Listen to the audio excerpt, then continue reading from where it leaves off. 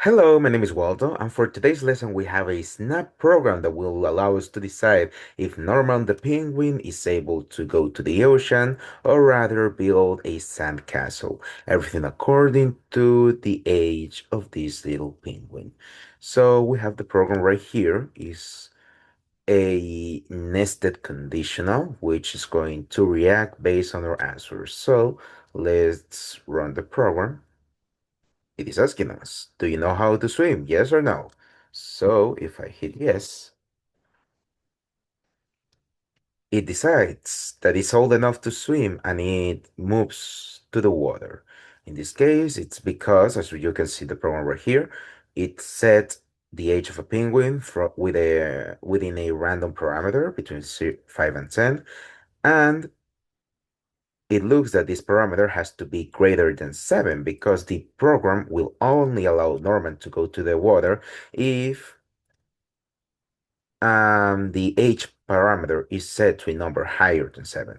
That's why it reacted. Now I'm old enough to swim. I'll go to swim in the ocean and glided to the ocean. Let's run the program again.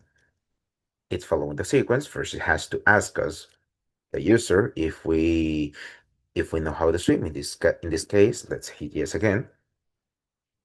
And even if it's not visible, the rules is still following.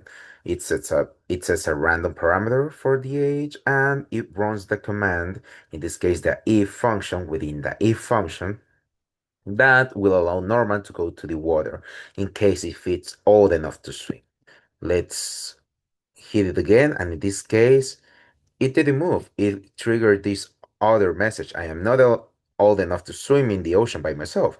That is because, in this case, the parameter between 5 and 10 was below 7, meaning that the condition for Norman to go to the water was not met, and it was triggered the else part of the function, meaning that normal stay by itself. But of course, if we zoom out once again, in this case, we only have the conditional of whatever happens if we answer yes to the question. What happens if we answer something else? Let's say banana. I don't know how to swim. I'll be the sandcastle. There we go. No matter what we respond, if it's other than yes, or in this case why, it will always make it normal to decide to go to the to build the sandcastle. So if we were to change this program in any way, for example, by flipping what is inside of the main condition.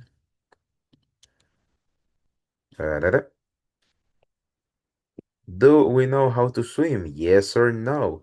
In this case, if we hit yes, it will always go to the sand castle, even no matter the number the program decides Norma that sets Norman's age, because we're saying to the program that if we always hit yes, we always have to give Norman the instruction to go to build a sandcastle.